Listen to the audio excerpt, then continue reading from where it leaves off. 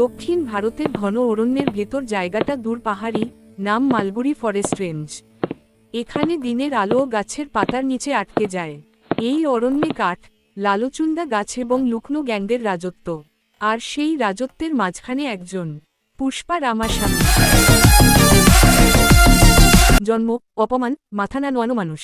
পুষ্পার জন্ম হয়েছিল সমাজের নিচু স্তরের এক গরিব পরিবারে। ছোট থেকেই সবাই তাকে অপমান করত। ওর বাপের নাম নেই, ওকে কে চিনবে? কিন্তু পুষ্পা ছোট থেকেই একটা কথা বুঝে গিয়েছিল, দুনিয়া নাম দেখে না, কাজ দেখে। সেই শক্ত, জেদি, আর মাথা কখনো নিচু করে না। মা তাকে ভালোবাসতেন, কিন্তু ভাইদের চোখে সে এক বোঝা। পুষ্পা বলতো, মাথা নিচু করলে জীবন চাপা। অরণ্যের কাজ ও লুকোনো সাম্রাজ্য। মালগুড়ি অরণ্যে লালচুন্দা কাঠ চোরাচালান চলে বহু বছর ধরে। বড় বড় ডন্না এতে হাত মিলিয়েছিল। পুষ্পা প্রথমে সাধারণ কাঠ শ্রমিক হিসেবে কাজ পায়। তার শক্তি, বুদ্ধি ও সাহস দেখে সবাই অবাক। একদিন পাহাড়ি খাদের ধারে ভারী কাঠ তুলতে সব শ্রমিকরা ব্যর্থ। পুষ্পা একাই দড়ি বেঁধে কাঠটা টেনে তুলে ফেলে। সবাই তাকিয়ে থাকে। পুষ্পা খেকসে ভাবে বলে, হাত পা থাকলে পাহাড়ও ওঠে। এই পুষ্পার উত্থান শুরু। ধীরে ধীরে পুষ্পা নিজের বুদ্ধি দিয়ে চোরাচালানের পুরো সিস্টেম বুঝে নেয়, কোথা থেকে কাঠ কাটা হয়, কোন পথে পুলিশ আসে না, কোন ব্যবসায়ীর কাছে কোন দামে বিক্রি হয়। সে বুঝে যায়, যারা মাথা নিচু করে তাদের দিয়ে বর্ষা ব্যবসা চালায়। মাথা তুললেই রাজত্ব। পুষ্পা নিজের পরিকল্পনা করে, রাতের অন্ধকারে পাহাড়ের উঁচু রাস্তা দিয়ে নদীর স্রোত থেকে সে কাঠ পাচার করে সবচেয়ে বেশি টাকা রোজগার করে।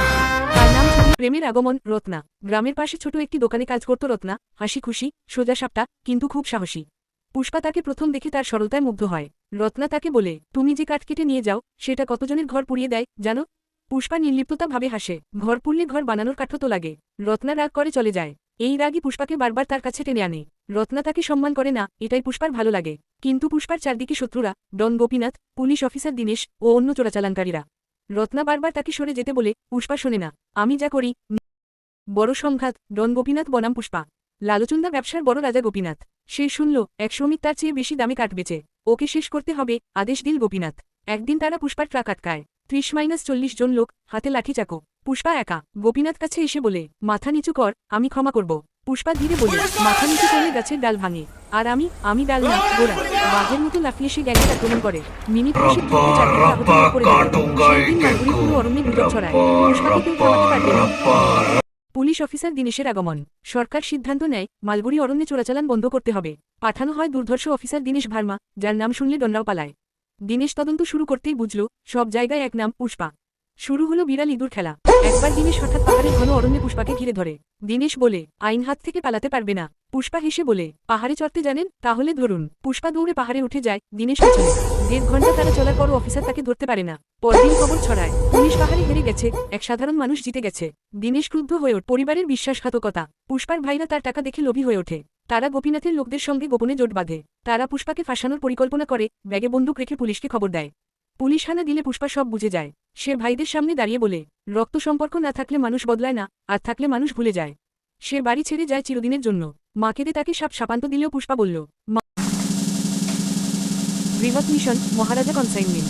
গোপীনাথ জানতে পারে একটি বিশাল কাঠ চালান পাহাড়ের ওপরে লুকানো আছে, বাজার মূল্য কয়েক কোটি। সে ভাবে, এই চালানে যার দখল, অরণ্যের রাজা সে। পুষ্পা শুনে যায়, এটাই তার সুযোগ। দুই পক্ষের লড়াই শুরু হয় রাতে। ঘন কুয়াশা, হাওয়া, শব্দ অরণ্য কেঁপে যায়। পুষ্পা একাই সামনে দাঁড়িয়ে চেঁচিয়ে বলে, আগুনকে বন্দুক ভয় দেখাতে পারে না। তার কৌশল ছিল, পাশের খাদে শুকনো পাতায় আগুন লাগানো। আগুনের আলোতে শত্রুরা স্পষ্ট দেখা যায়, আর পুষ্পা ছুটে গিয়ে আঘাত করে। নতুন পথ। জেলে থাকার সময় সে ভাবে, আমি এতদিন লড়েছি অন্যায় লোকদের বিরুদ্ধে, এবার সঠিক পথে লড়ো। 6 মাস পর সে জামিনে বের হয়। রত্না তার পাশে থাকে। পুষ্পা অরণ্যে ফিরে গিয়ে নিজের গ্যাং ভেঙে দেয়, শ্রমিকদের কাজ দেয়, কাঠ চোরাচালান বন্ধ করে, আইনত কাঠ ব্যবসার সংস্থা করে। লোকেরা বলে, আগের পুষ্পা আগুন ছিল, এখন আলো। পুষ্পা হালকা হাসে, আগুন যদি আলো না দিত, দুনিয়াই আধার থাকত।